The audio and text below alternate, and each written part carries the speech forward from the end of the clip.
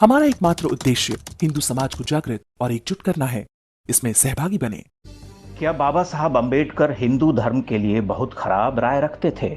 आजकल अंबेडकर के नाम पर राजनीति करने वालों की बातें सुने तो कुछ ऐसा ही लगेगा, लेकिन सत्य इससे बिल्कुल उलट है।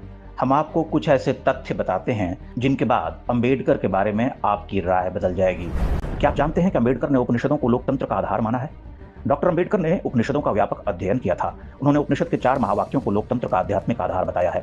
जात पात तोड़क मंडल में अपने मशहूर भाषण में अंबेडकर ने कहा था कि स्वतंत्रता और बराबरी के लिए कहीं बाहर से कुछ सीखने की जरूरत नहीं है, ये सब कुछ उपनिषदों में ही मिल जाएगा। अपनी पुस्तक रिडल्स ऑफ हिंदुइज्म में उन्होंने इस विचार पर विस्तार से बात की है। क्या आप जानते हैं कि हिंदू सिविल कोड चाहते थे अंबेडकर के नाम पर राजनीति करने वाले आज समान नागरिक कानून के सबसे बड़े विरोधी हैं, लेकिन वो नहीं जानते कि अंबेडकर शुरू से ही एक देश एक कानून के सबसे बड़े हिमायती थे।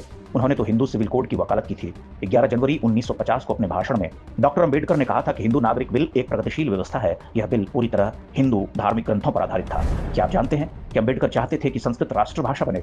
11 सितंबर 1949 को संडे हिंदुस्तान स्टैंडर्ड के अंक में तब के कानून मंत्री बाबा साहब अंबेडकर की राय छपी है, जिसमें उन्होंने संस्कृत को भारतीय संघ की भाषा बनाने की वकालत की थी। All India scheduled caste federation की बैठक में भी उन्होंने खुलकर अपनी राय जताई थी। उनका कहना था कि केवल संस्कृत भाषा ही इस पूरे राष्ट्र का सही प्रतिनिधित्व करती है। क्या आप जानते हैं कि अंबेडकर सिंधु जल समझौते के विरोध में थे? डॉक्टर अंबेडकर ने पाकिस्तान के साथ सिंधु जल समझौते का विरोध किया था। उन्होंने कहा था कि सिंधु के जल पर पहला अधिकार भारतीयों का है। ब्रिटिश अर्थशास्त्री हेनरी विंसेंट हडसन ने अपनी किताब द ग्रेट डिवाइड 1969 में लिखा है, अंबेडकर इस समझौते में सबसे बड़ी रुकावट थे। वर्ष 1956 में अंबेडकर के निधन के बाद नेहरू को छूट मिल गई और 1960 में उन्होंने इस अन्यायपूर्ण संधि पर हस्ताक्षर कर दिए। क्या आप जानते हैं कि अंबेडकर ईसाई मिशनरियों के विरोधी थे?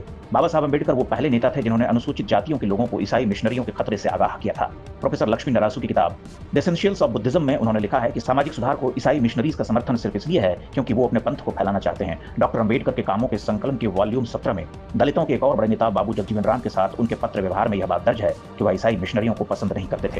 अंबेडकर की पसंद और नापसंद बिल्कुल शीशे की तरह साफ है।